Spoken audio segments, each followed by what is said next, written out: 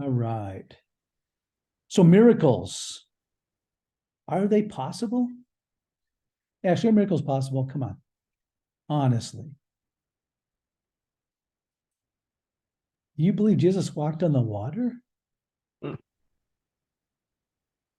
Phil, you believe Jesus fed 5,000 people with 5 loaves of bread?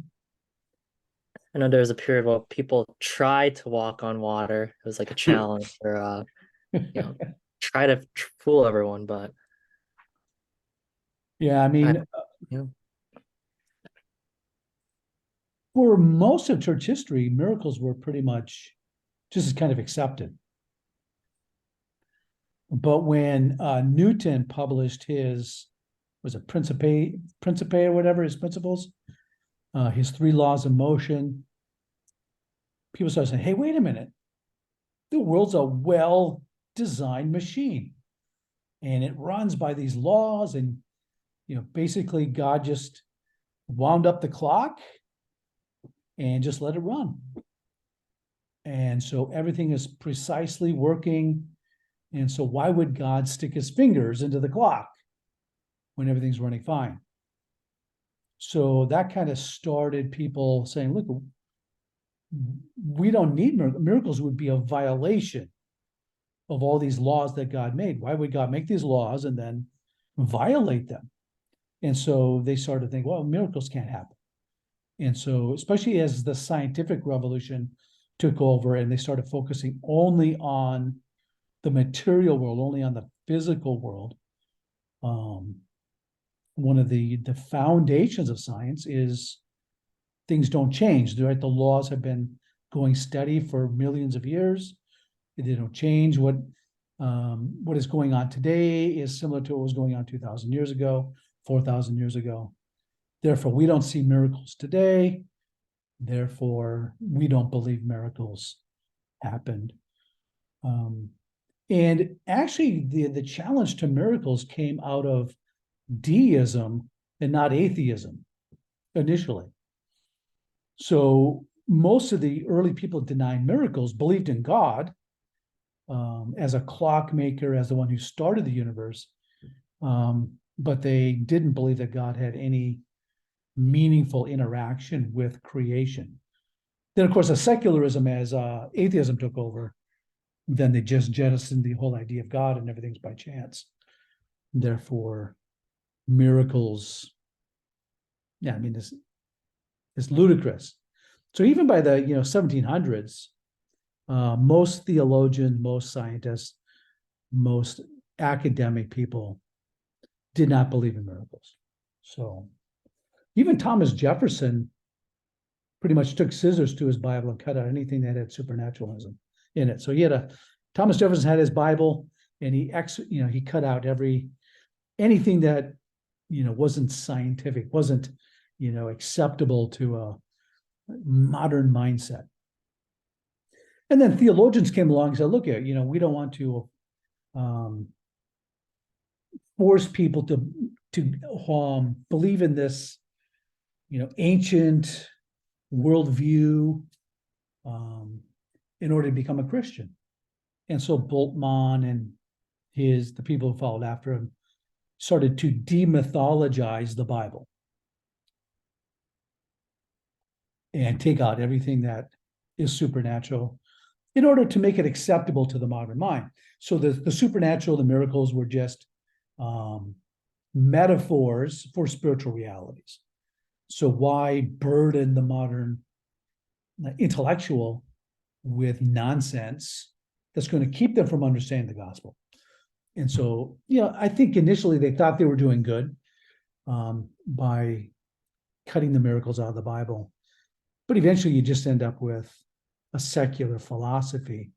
And that's where a lot of Christians are today, right? You go to church, well, be good, believe these nice moral stories and, but that's about it. There's no power to it. There's no reality to it. And so for the last several hundred years, Christianity is, at least in mainline denominations, has declined precipitously because they've kind of jettisoned miracles. But really, hey, dear, you going to join us? Yeah. Okay. get a student goofing around and not in class, being truant. Uh, I like those students.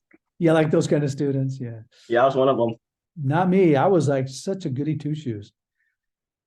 Plus, I love school. I mean, I couldn't imagine doing anything else. What else would there be to do except go to school, right? I was having so much fun learning everything. So I'm not normal, so I apologize for that, but that's the way I am. So miracles, today, I mean, I don't know of anybody who would reject the gospel because they don't believe in miracles. All right. Right. They're going to say, oh, I can't believe in Jesus because I don't believe in miracles. Have you ever come across anybody who miracles were like a big stumbling block for them?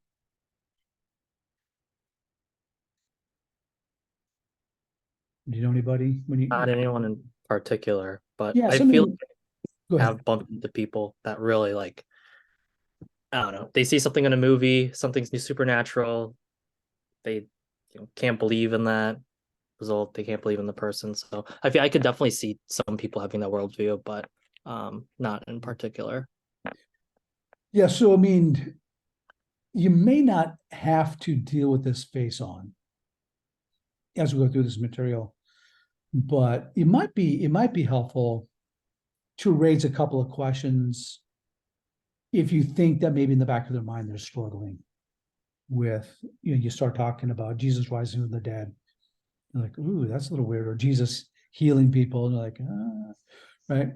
And then, you can just maybe raise a few questions, raise a few issues and kind of deal with that. Just so you don't have that, that weight pulling them backwards, right? That internal drag, keeping them from actually hearing what you have to say. But I doubt you're going to run into somebody who's going to say, I'm not going to believe the gospel because I don't believe in miracles, right?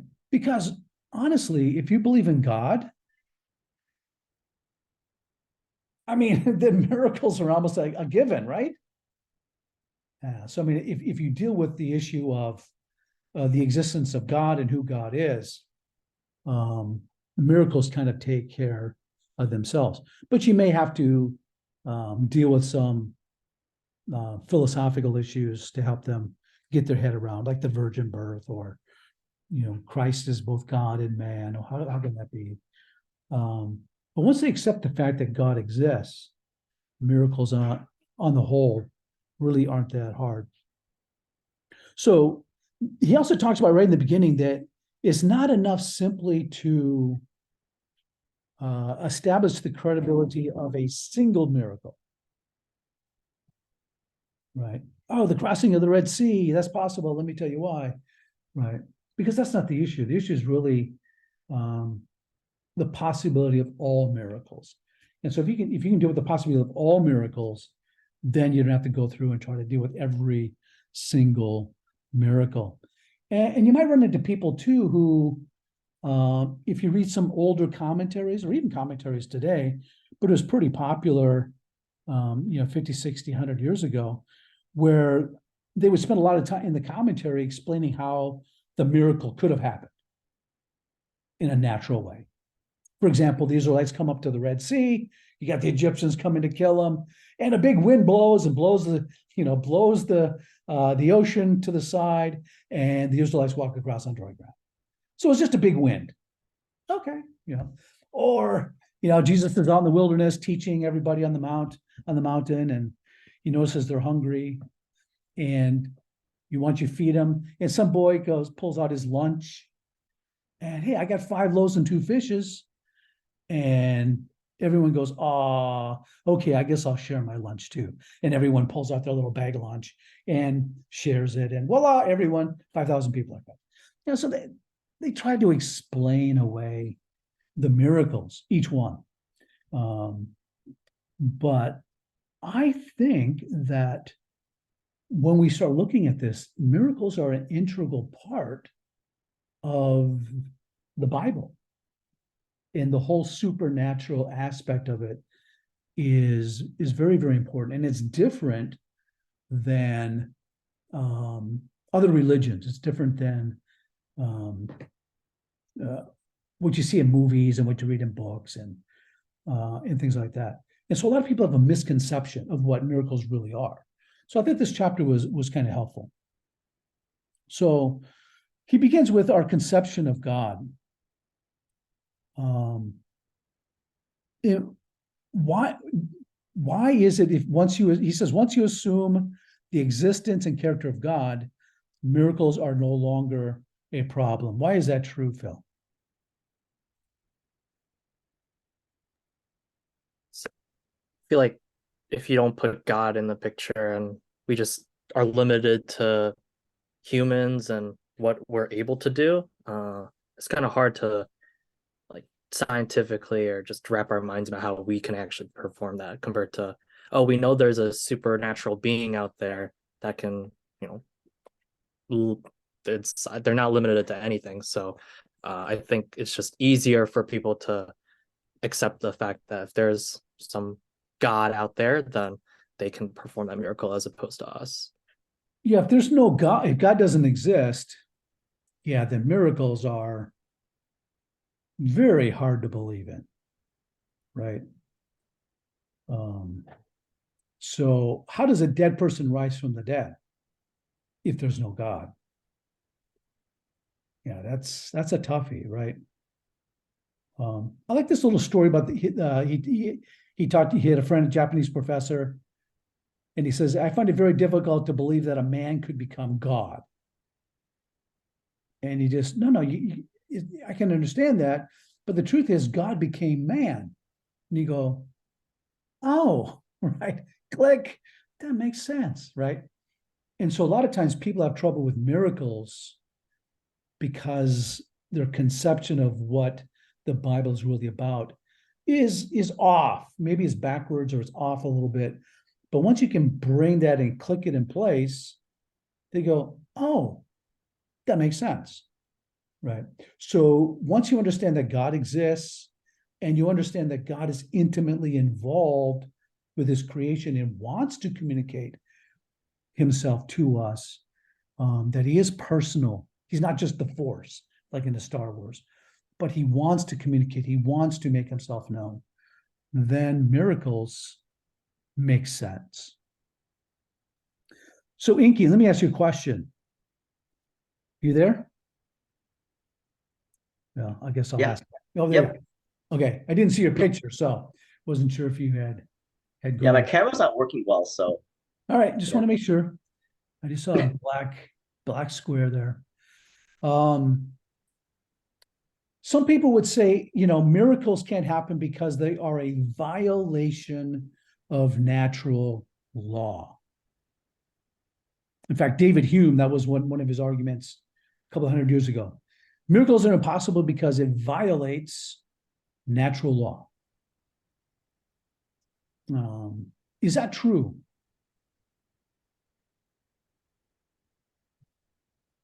No, I don't think so.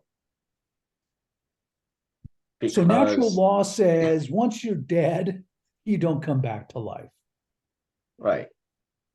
So But if God were to raise someone from the dead, he has to violate that law. but all laws are made by God. Okay. So the fact that it doesn't violate natural law because God made natural law. Yeah. It's So we're like putting God in like a box, to Inky's yeah, point. Or he's definitely putting God in a box. yeah, And he's defining natural law, I think, in a way that's not correct. Actually, why is this idea of violating natural law? How is that wrong? How is that a wrong view of natural law? I mean, the book kind of brings this out. Um, I'm trying to think of an example. For example, grape juice takes how long to become wine? 6 a really months? long time. A year? I mean, 2 years? I mean, let's just say a year. Let's say You know, the fermentation process, that's a natural law, right? Takes 1 year in order for grape juice to become wine. Okay. Jesus has them pour water into jars and it becomes wine. I mean, water can't become wine, let alone grape juice become wine instantaneously. Therefore, he's breaking a natural law. Why is that fallacious? Why is that wrong? Why is that a wrong view of natural law?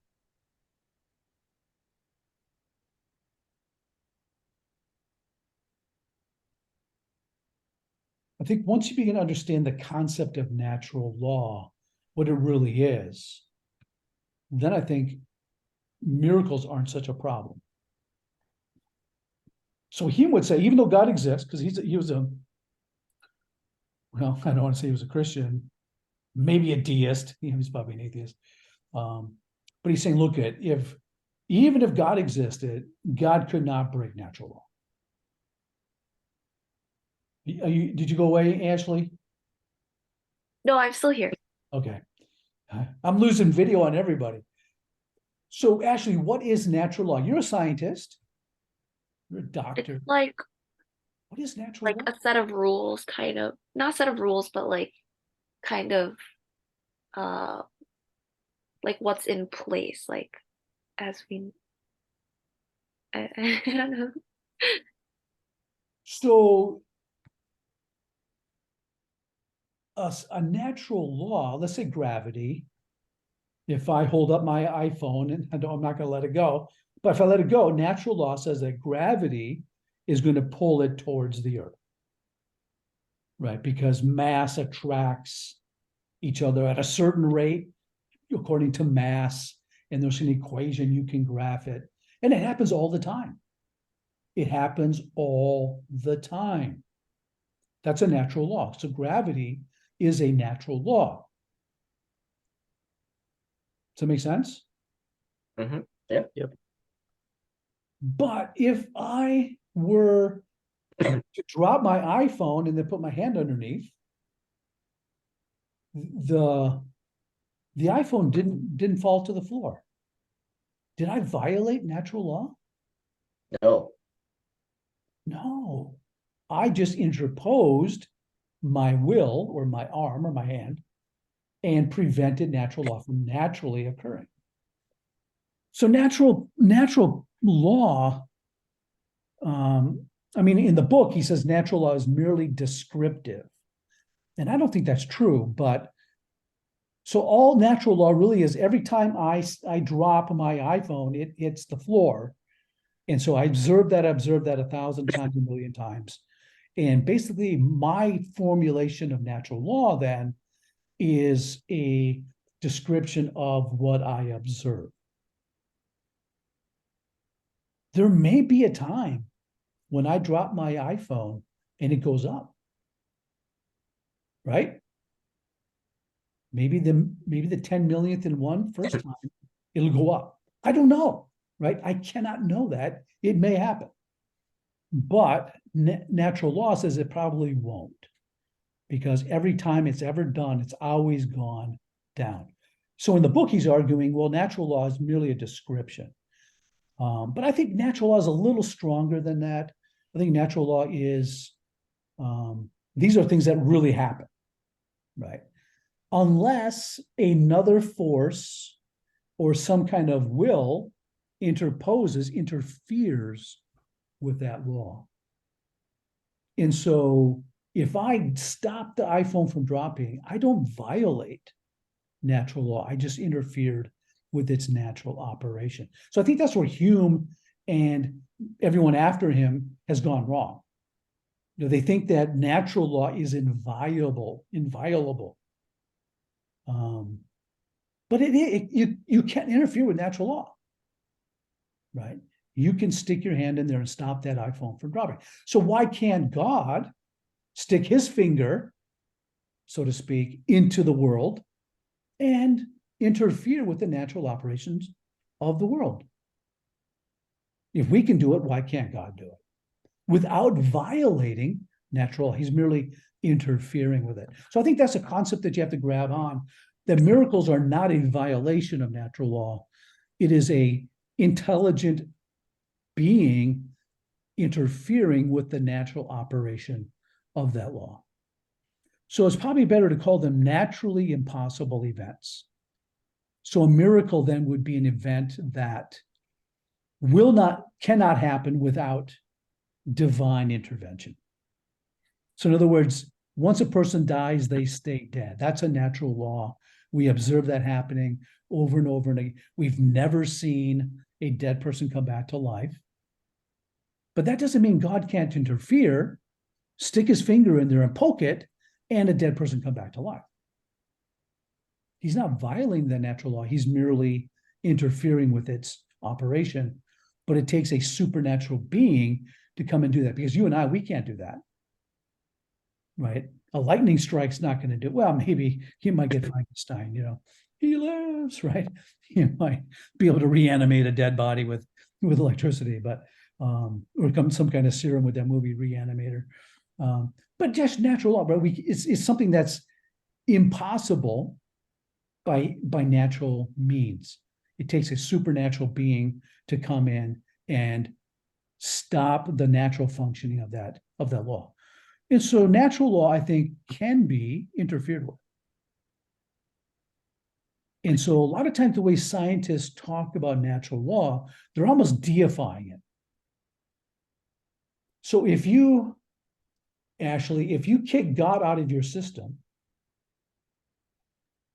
like many scientists do, many people do in modern day, if you say there is no God, you remove the supernatural, you remove the divine, what do you start doing then to nature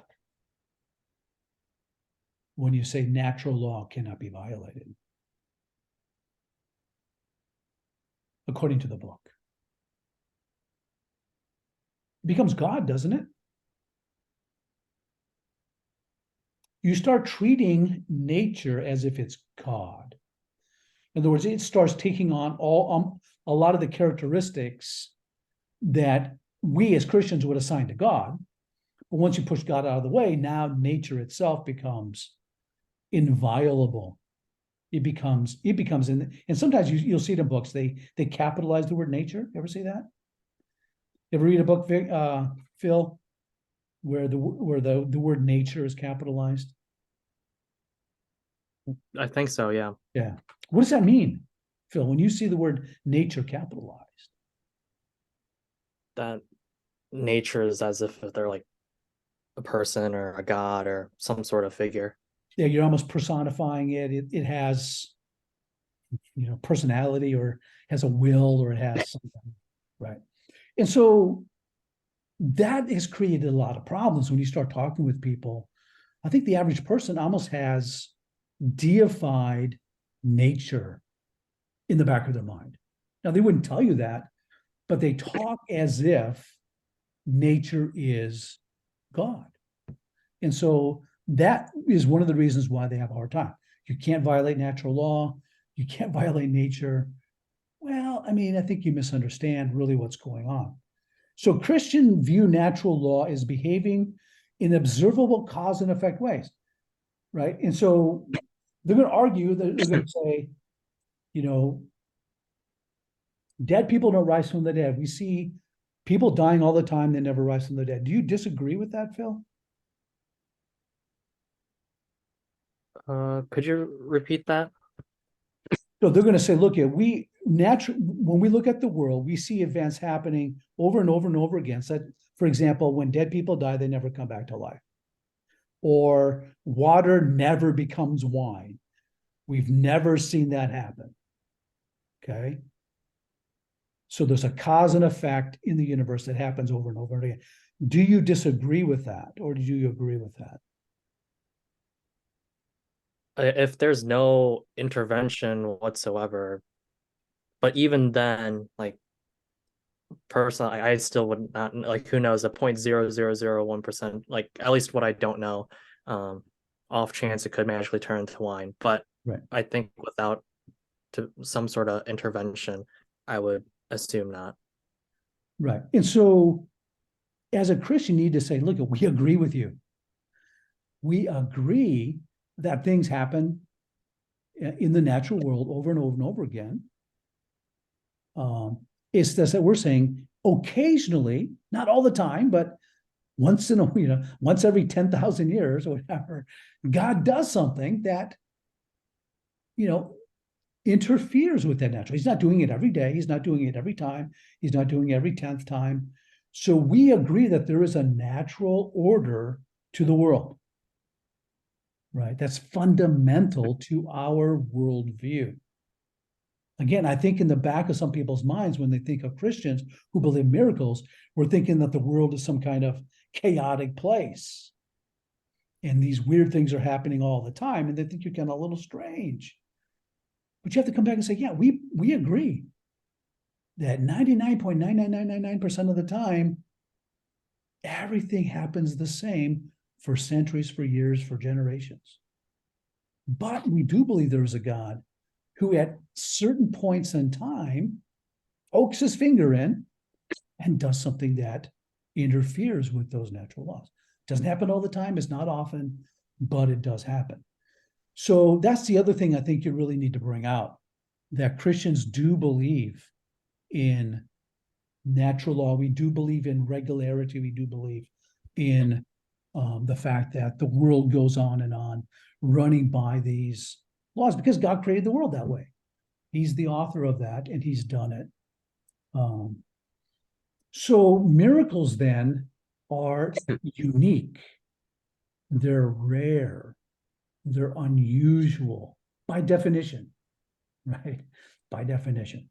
Now, Inky, do you know any Christians who maybe don't believe that, maybe believe that, things are chaotic and God's messing with the laws of nature all the time? You ever run into No. people like that? No, Yes? no, No? no. No. I don't think any sane Christian would believe the world's chaotic. Right. So, Inky, what is a miracle? If you were to define miracle, how would you define it? Or you could cheat and just look at the book, and how does he define it? I think miracles are something that is unnatural or something that would normally not occur in normal operational sense. Mm-hmm. So he they're, says like, an not act of God. Yeah, go ahead. It's not explained through normal channels. Okay. Right. So there's not a natural explanation. So he gives the example of the Red Sea being blown apart and dried up by a wind. Inky, would that be a miracle? Yeah. But it's a natural event. It's just the wind blowing really, really hard, almost like a hurricane or a tornado coming and just blowing the water, out of the way. I mean, you could conceive that could happen, right? If there was this wind strong enough, roaring down from the mountain, maybe it would do that. Would that be a miracle if it was a natural occurrence?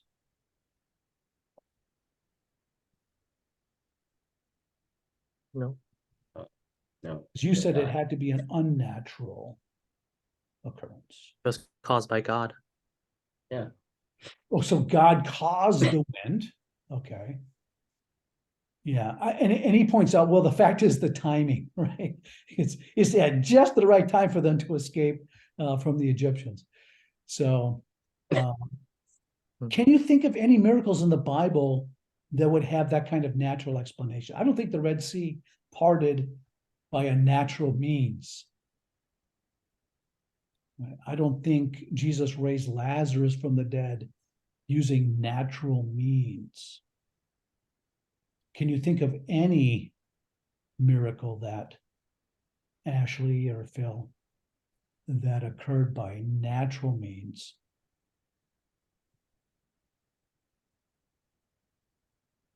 I can't. Maybe maybe one or two, maybe there are some miracles that are natural events, but they just happened at the right time. And so the timing, just happened to be the right place at the right time, right? It happened. So I think Inky's right that a miracle has to be a supernatural event that is not explainable by natural processes or natural means, right? Now, he says in the book on page 128, some miracles could have a natural explanation, but he kind of backs off on that, right? He says, on the other hand, there are many miracles which no natural explanation arises, right? So you might be able to come up with some natural explanations, right? But the fact is maybe the timing would make it a miracle. But everything else, it's coming by an act of God. What about psychosomatic responses? You're a doctor, Ashley, or you're going to be. Have you ever seen a patient healed without medical intervention? I have. Have you? I have not yet seen it. How about you, Phil? Have you ever heard of anybody who was healed of, let's say, cancer or some serious disease, just suddenly for no reason got better? If I knew someone, I'd be best friends with them. Really? Figure out what the secret formula is, but no, I have not. I mean, I don't know anyone personally. I know somebody who, one of my church members died and his heart had stopped beating for about 45 minutes. And we were praying for him and his heart started beating again. Miracle?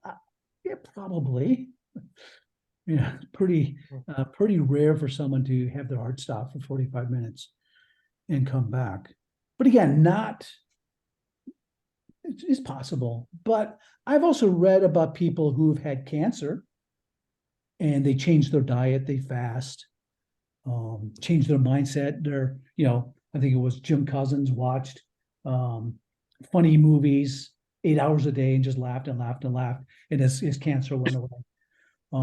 So I think by changing your mindset, changing your diet, I think some diseases could be reversed, right? I think it's possible. Now, Ashley's looking at me like I'm a heretic because he's a doctor. How dare you ruin my career, right? Don't tell people that, right? But I think it's true. I think it could happen, but it's pretty rare. So one of the arguments would be some of Jesus' healings, or maybe some of the healings in the Old Testament, they were merely psychosomatic illnesses. And so Jesus merely helped them change their mind. And by changing their mind, be happy, they were suddenly healed. Is that possible? You're the doctor, Ashley. Can you think of any miracles in the Bible where that is not an explanation? It would be very hard for that to be an explanation. I feel like it could be possible though, but for example, like a lame man who wasn't able to walk, but then he's able to walk again. That's pretty miraculous. Or the blind man who wasn't able to see and then was able to see afterwards. So maybe he had some kind of psychosomatic condition that kept him from seeing. I mean, yeah, there's a lot of psychological conditions that can affect you physically, right? And then if you change the way you think, it can heal the illness. So right. I guess, but so that's one of the arguments. If you go back to some of these commentaries, they'll say, oh, it's just a psychosomatic illness. And Jesus came along and made them happy, changed their mindset, changed their viewpoint. And the guy can see now. The guy jumps up, right? Stand up. Oh, what? Yeah. Oh, I'm walking, Wow. Yeah. And And that's possible, okay, it could be. It's kind of interesting, the lame man in John chapter 5 by the pool, right? He's been there for a long time. And after he gets up, Jesus says, stop sinning, or something worse may happen to you. In the back of my mind, I was like, maybe the guy was scamming people.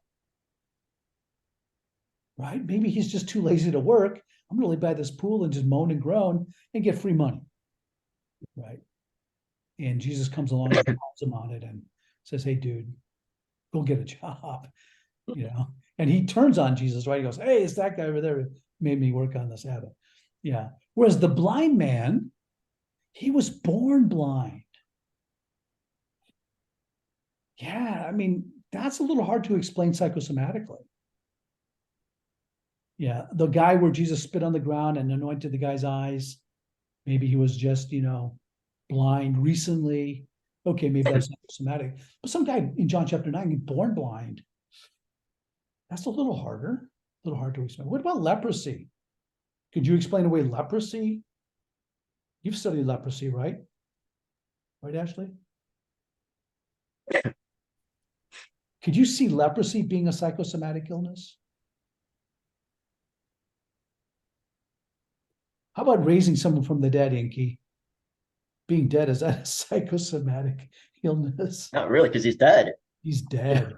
But again, there have been people, maybe they're not dead, right? And people who wake up in the middle of the funeral, right? I remember one story, the guy woke up and the lady was so scared she beat him to death, right? Poor guy came back to life and his wife beat him to death because she was so scared.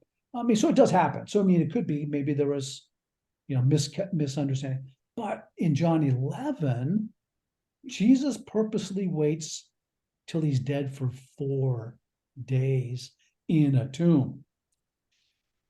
Yeah, pretty hard to explain that psychosomatically.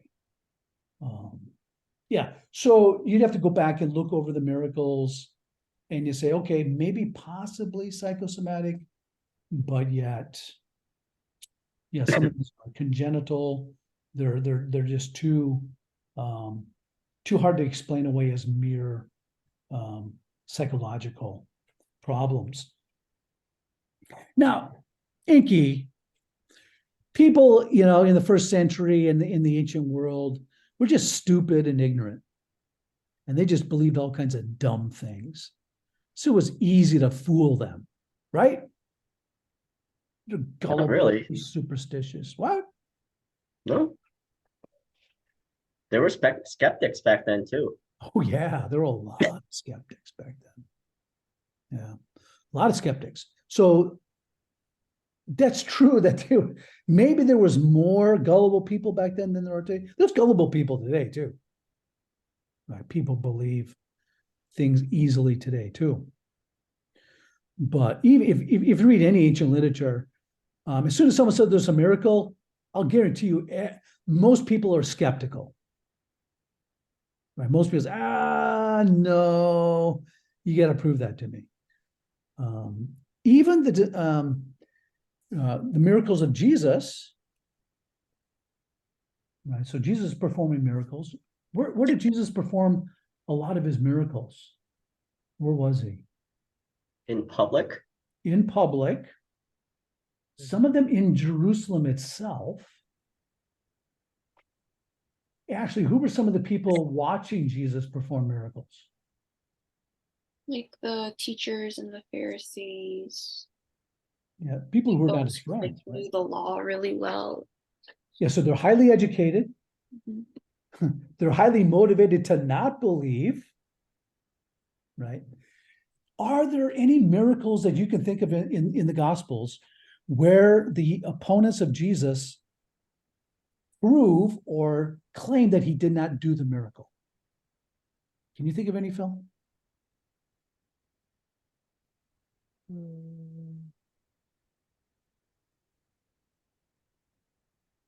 Well, what about when he cast the demon out of?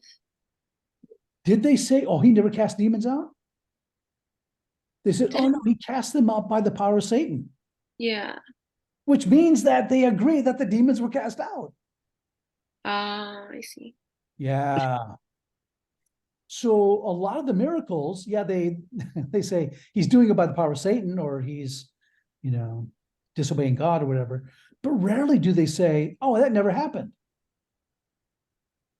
Now, the man born blind, if you read that whole interchange, there are people saying, "Oh, this is a different person," right? And he goes, "No, no, no, no, it's me. It was really me." And then the parents go, "No, no, that's our child. He was born blind. Now he sees. He's really right." And so they confirm that it is that he was born blind. It is the one who can now see. It's one and the same person. It's not a mistaken identity and things like that. So yeah, I mean, there were people who were skeptical. And so John kind of shows that, yeah, you're skeptical, that's okay, but here we have proof that this person really was born blind and now can see. It's the same person. But it's kind of interesting, though, that his opponents cannot disprove that the miracles actually happened. That's kind of interesting. And so here are the people who have probably the most reason in the world to disbelieve them ever happening, having a hard time giving evidence against them actually happening. So that's kind of interesting. So they're not incredulous people. Don't just believe anything. They're very critical. They're very skeptical. They're not dummies, right? And they did investigate what was going on. So really, a miracle is an event that cannot be produced by mere human causes. There is no conflict with natural law. They're unusual events caused by God, right? And they cannot be reproduced through human or natural means. Now, in this chapter about miracles, no conflict with higher law, there's a couple other ways that people talk about. They talk about Jesus using a higher law. For example, you see an airplane flying through the sky, it seems to be defying the law of gravity. So actually, is the airplane defying the law of gravity? What's going on? Why does that big hunk of metal not crash to the ground?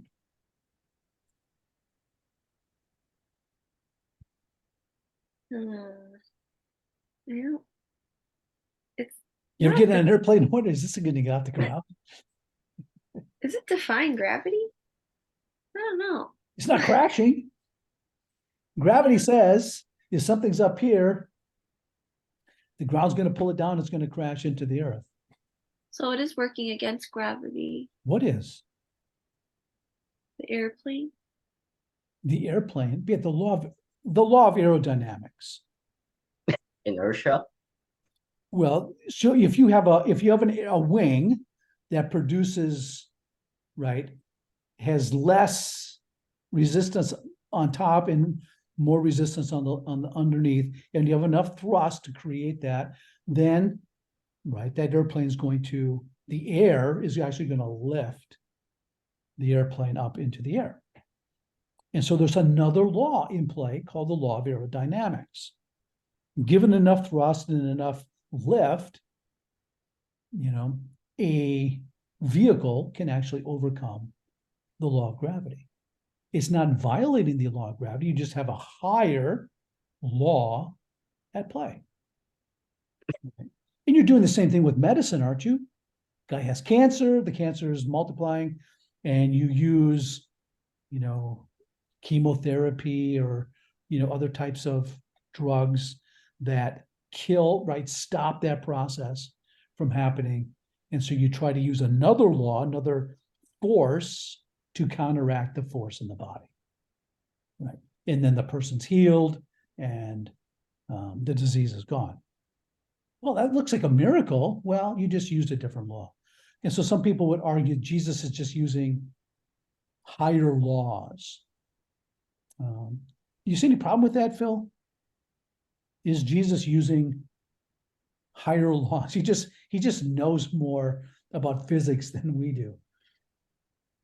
Or maybe he knows quantum mechanics and he's able to do kind of weird stuff that if we just knew what he did, we could do it too. I think what God does is just different. Like that can't be, even if we had, no, I don't think we would ever even have that knowledge or level to create. It's like, yeah, it doesn't seem like an attachment of what law we have, but it's just like a separate act of, I don't know, if he wanted to make something float, he probably could, but like that's because of his supernatural power. So God's not merely calling into play a higher law to counteract the law of death, right? Your body's in the grave, but there is another law out there. If you just knew about it, right? You could rise from the dead yourself. Yeah, probably not. Yeah, I just have a hard time with that theory. Partly because if there were higher laws out there, you think you would find random occurrences of them. You know what I'm saying? That, some body would just naturally, by chance, bump into that law and come back to life, right? Right. Or some blind person would just spontaneously start seeing because he just happened to do the right thing or something happened and he, right, ran into the right conditions for that law to take place. So I think it's a supernatural intervention rather than God actually just using, laws that already exist. He just knows about them and we don't. So some people have argued that, but I don't think that's a good way to look at it. So if you ever run into that, probably not. It's a sovereign, transcendent act of God using his supernatural power to interfere with the natural working of the world. So Ashley, why don't miracles happen today? Or do they?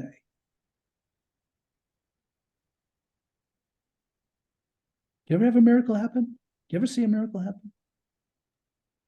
Not personally, but I Okay. mean, I You've think heard they about it? still do happen. Have you heard any credible? I have. I mean, I'm not trying to be, but you personally have not seen them, but have you heard of any Yeah, I've miracles? heard of them. Like what? I've heard of like, I don't know, people with like illnesses getting healed. Okay. I've heard of people come back from the dead. I'm not able to verify those. I've heard of people being healed. I have not been able to verify those, but that's possible. How about you, Phil? Miracles happening all over the place in your life?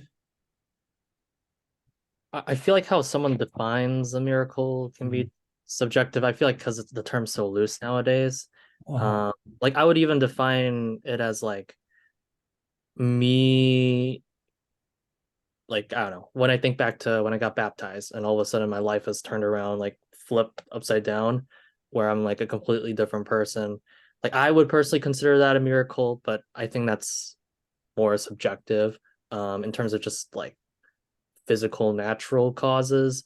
Like Ashley, I think I've only heard, I don't have physically encountered. Yeah, I mean, that's definitely a miracle. No doubt about it. Right. Someone having a disease, they go to a prayer meeting, someone prays, the disease is gone. I mean, it's a miracle. I mean, it's hard to deny that.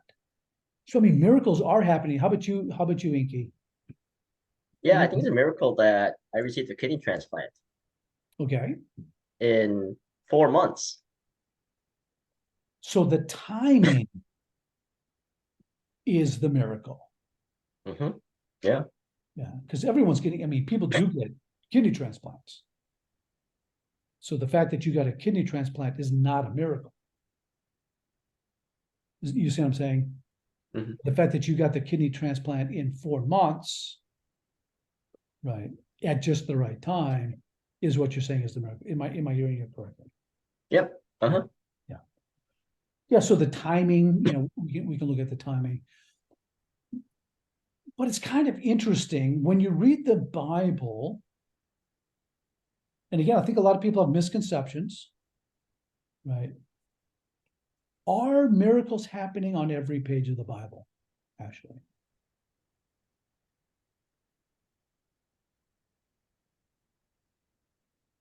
Think through the Bible story. Can you think of any miracles in Genesis? Oh, yes. Couple. Hmm. Tell me a couple of miracles in Genesis. Oh, I don't know, just the way he formed, like he created the earth, like that's pretty miraculous. That's a huge miracle. Okay. How And about then how he, Sarah, 90 years old, and Abraham, 100 years old, have yeah. a child? Hmm. Okay, that's probably miraculous, right? Rebecca, barren, Isaac prays, she bears a child. That's maybe miraculous. Okay, this Even when Abraham's about to kill his son, and then angel or Mhm. God intervenes. oh yeah, the ram is caught in the bush. Mhm. Mhm. Okay, that's a miracle. So we knew of at least 3 miracles in the book of Genesis, and the book of Genesis covers 10,000 years. I don't know, even let's just say from Abraham to the end of the book. So Abraham, so you're looking at maybe a couple hundred years. 3 miracles take place. Okay. How about Exodus? Any miracles in the book of Exodus? Come on, Sunday school. What Red happened? Sea, What's that? parting of the Red Sea. Parting of the Red Sea, the 10 plagues on Egypt, water from the Burning bush. rock, the manna, the quail, right? Yeah, you got miracles all over the place. Yeah, suddenly you got bunches of them, right? How about Joshua? Any miracles in Joshua? Walls of Jericho. Okay, so they cross the Jordan on dry ground, the walls of Jericho fall in. The sun stands still for a day. That's pretty miraculous. So about 3 or 4 miracles, maybe in the book of Joshua. How about the rest of the Old Testament? Any miracles? Oh, we got some in like First and Second Kings. Elijah and Elisha. Miracles pop up, right? A lot of miracles. People rising from the dead, all those kinds of things happening. But then again, not almost nothing until Jesus comes on the right. So you got a few miracles in Genesis, you got a bunch of them in Exodus, couple in Joshua, you got a couple maybe in Samuel if you're lucky, a bunch of them in First and Second Kings, and then almost nothing until Jesus and the disciples and the apostles. Yeah, it's kind of interesting. And so when you start looking at that, you begin to realize that God is using miracles at certain points in salvation history. Usually when he's doing something special, something unique, something spectacular. Like bringing the promised child Isaac into the world. That's definitely a miracle because God wants to establish that his covenant with Abraham is going to be carried on through the seed of Abraham, through Isaac, through Jacob, through that line in a miraculous way. And so he has miracles, right? Even the finding of the ram, God providing things. Exodus, God establishes Israel, creates the nation of Israel, brings them out of Egypt, brings them into the land. So you have miracles from Exodus to Joshua. God is doing something new. He's establishing Israel as his people. But once that happens, it gets kind of quiet. Right. And then we have the northern tribes 400 years later, 500 years later. I'm trying to think of my timeline, maybe 600, 700 years later, right? Elijah and Elisha come on the scene. So for about maybe a century, half a century, there's this eruption of miracles. And then it's quiet for another 700 years. Yeah. So it's not like God is doing miracles all the time. And so you begin to realize that miracles aren't simply to wow us. Miracles aren't simply to say, oh, that's cool. Miracles aren't even necessarily to make you believe, but they're more to point to what God is doing and to validate the message, validate the messenger, and to reveal who God is and what God is doing. So miracles have a very definite purpose in the Bible, right? They're not just, God's not just working miracles all day long. Now, he may have been, but they're not being recorded. Let's put it that way. Let's just say they're not being recorded. So I'm not saying God didn't do other miracles. I'm not saying God doesn't do miracles today, but the purpose of miracles is not, to make us feel good. Purpose of miracles is not to make us happy, solve our problems, though he does that. Purpose of miracles is to confirm what God is doing in the world. And so when you begin to understand that, miracles take on a different perspective. You take a different perspective on what miracles are about. Especially when you read the Gospel of John, Jesus is doing miracles in order to validate his claims to be the Son of God. I'm the light of the world. Oh, that's a cool idea. Well, hey, let me open the eyes of the blind. Ooh. Hey, I'm the life. I am the resurrection and the life. Oh, yeah, right. Raises Lazarus from the dead. Maybe he is, right? And so the miracles are being used to show us who Jesus is and to validate his claims. And you look in the other Gospels, the miracles are doing similar things, but they're also showing that the kingdom of God is now upon us. The age that's been predicted by the prophets is here. Believe, pay attention, become members of the kingdom of God. So miracles are never performed. I like what he says here. They're never performed as entertainment, right? But sometimes, we want, and whenever the Jews ask, hey, do us a miracle, Jesus is not going to do it. Not going to entertain you, right? It's not a circus. It's not a dog and pony show. Never performed for personal prestige or to gain money or power, right? They weren't running around doing miracles so they could be popular, be rich, be liked by everybody, or things like that. So it's very important that we understand that miracles have a very specific purpose. And then it's easier then to explain the miracles in the Bible, because God's not just doing random things. God is doing this for a very particular reason. And they go, yeah, that makes sense. If God exists and he wants to communicate to us and he wants to change our lives like he did with Phyllis, right? God wants to let you know who he is and what he can do. And he wants to validate what he's saying to you. And once you accept that God exists, then the whole idea of what God is doing with miracles makes a lot of sense. And it's much easier to say, okay, I believe that. Does that make sense? Does that help? So I thought that was a good section. There's an interesting story in Luke 16. We're running out of time here. Where, remember the rich man, Lazarus? And the guy's in torment. He was the rich man. He says, why don't you send Lazarus back to my brothers?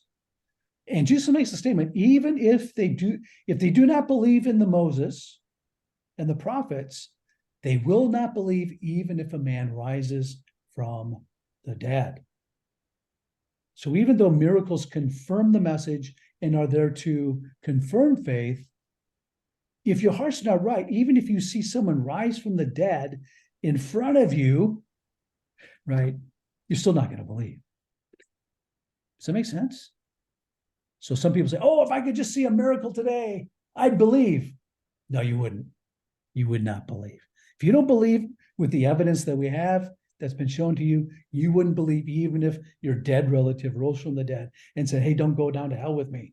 You wouldn't believe them, right? And so I think that's an interesting point.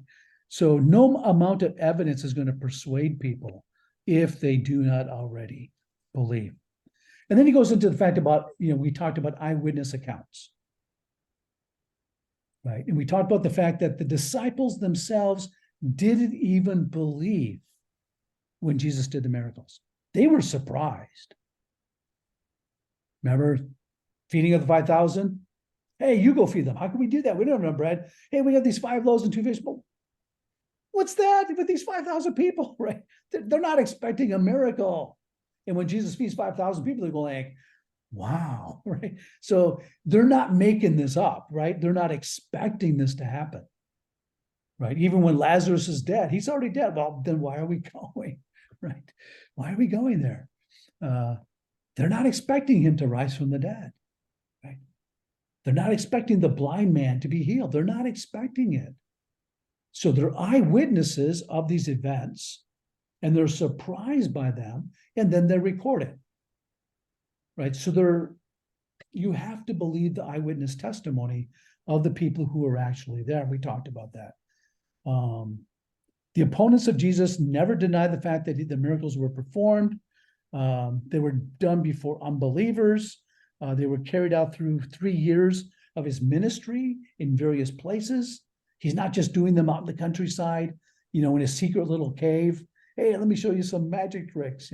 He's in the middle of Jerusalem, right? He's doing these things in public, in many different areas. He's showing power over nature. He's showing power over disease. He's showing power over demons. He has supernatural knowledge. He's able to create. He has power over natural forces. He even has power over death.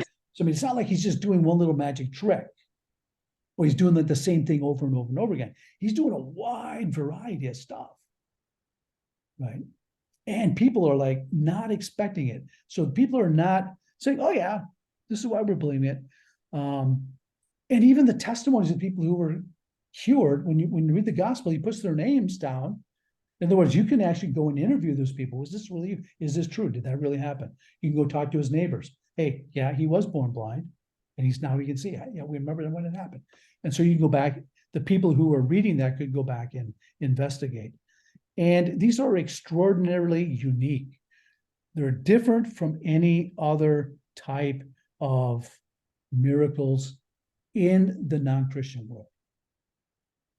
And so when people think of miracles, they're probably, thinking of other types of miracles, but the miracles in the Bible are in a totally different class and category of any other miracles that you will read about or hear about in other religions or other, other cults and things like that. Just the order, the dignity, the motive, the theological foundation of them. The message is what's most important in the miracles in the Bible. Whereas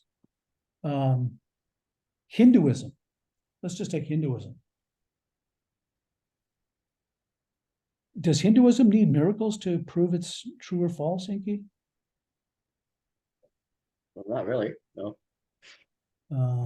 What about, what's another religion that claims to be supernatural? Islam.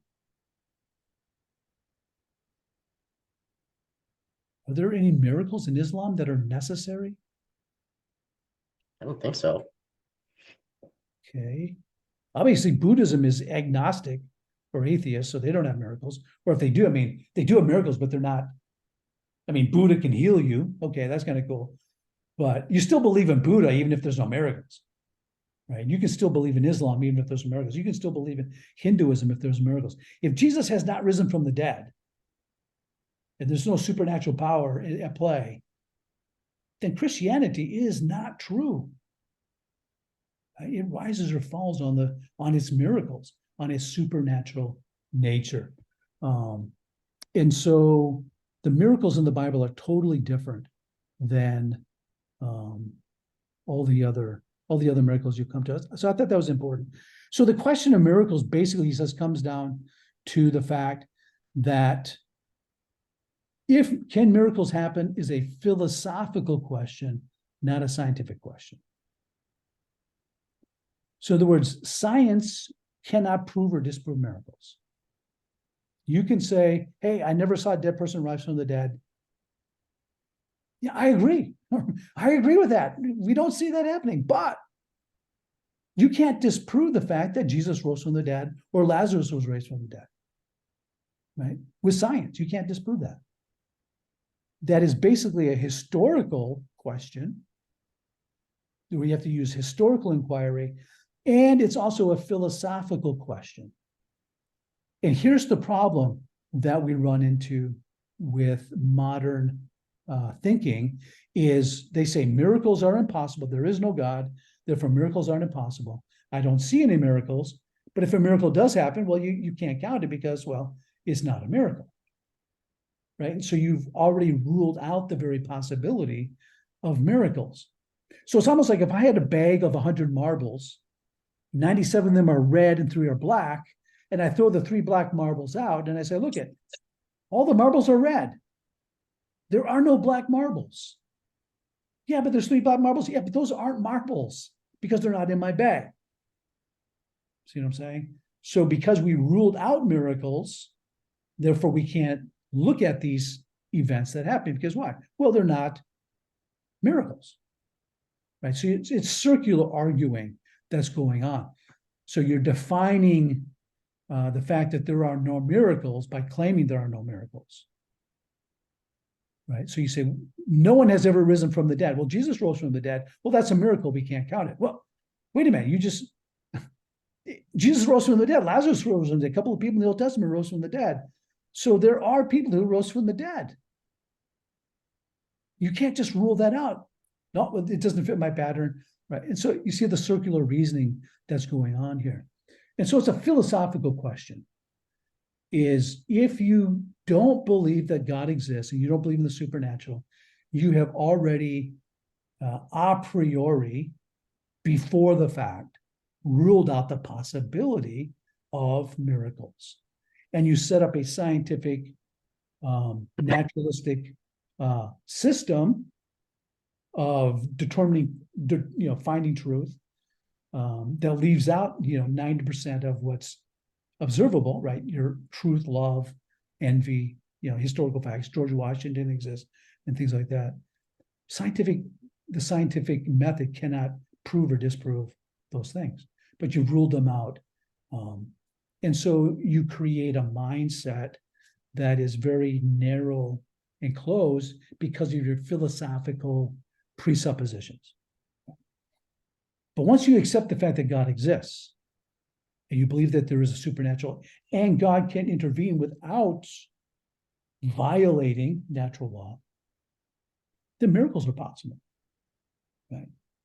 And the way the Bible records them, we have evidence to believe in them. Therefore, we can believe in miracles. Well, I know we were out of time. There's a whole bunch more we could say about that. But we should be cautious, right? When people talk about miracles, right? So, oh yeah, someone rose from the dead. I saw, okay, yeah, it could be, right? I'm not against that, but let's go investigate. Don't be credulous. Don't just believe everything, right? But don't be so skeptical. Oh, it can't happen. Could never have happened, right? So you have to look at the facts. You have to weigh the eyewitness testimony of what's going on, and are the witnesses credible? Is there evidence for that?